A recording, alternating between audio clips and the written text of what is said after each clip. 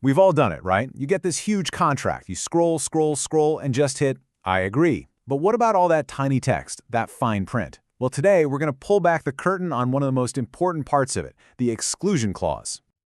So you've signed. You're locked in.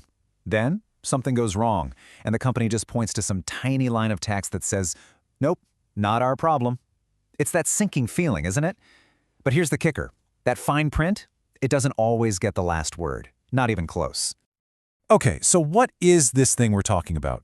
An exclusion clause is basically a legal shield. It's a term someone puts into a contract to try and say, hey, if something goes sideways, you can't blame me. They're trying to limit or completely get rid of their responsibility.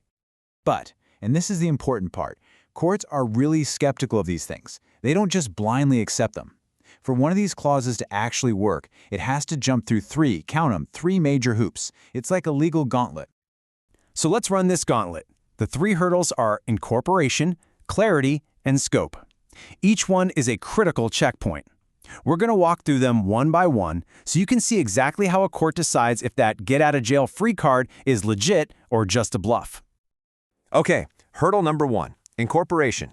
This one's pretty simple, actually. It all comes down to a basic question. Was this clause even part of the deal when you shook hands, digitally or otherwise? See, the key thing here is that you can't change the rules halfway through the game.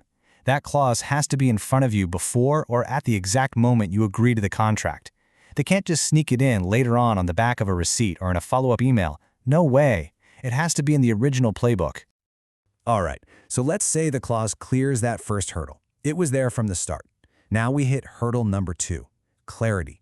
It's not enough for it to be in the contract. We have to know what on earth it actually means. There's this really cool legal idea. Basically, if a company writes a clause that's super confusing or full of jargon, the courts will lean in your favor. They'll interpret any doubt against the party who wrote the confusing text. So if it's fuzzy, it's a problem for them, not you. And look at this. It's a perfect example. On one side, you have this super vague, we're not liable for anything, ever. I mean, what does that even mean? But look at the other one. It's specific. We are not liable for data loss from scheduled maintenance. See the difference? That's the kind of crystal clear language a court wants to see. Okay, we're almost there. The clause was included properly, it's written clearly, but now for the final test, the last hurdle, scope. Does this clause actually cover the specific disaster that just happened? Think of it this way. The clause has to fit the crime. A company can't write a clause about damage from a flood and then try to use it when their software crashes. It has to be a direct match. So check this out. The company shall not be liable for any damage to customer property caused by our delivery vehicles. Now that's pretty specific, right? It's not trying to get them out of everything. It's talking about one very specific thing. So here's the test. What if your stuff was just late? Or what if the items inside the box were broken, but the box was fine? Or they sent you the wrong thing entirely? Well, that clause about vehicle damage, it's useless for all of those. The scope just isn't there. It completely fails that final hurdle. So what does all this mean for you? The big takeaway is that fine print isn't magic. It's not some unbreakable spell. Once you know about these three hurdles, incorporation, clarity, and scope, you're not just a passive signer anymore. You're empowered. You know the questions to ask.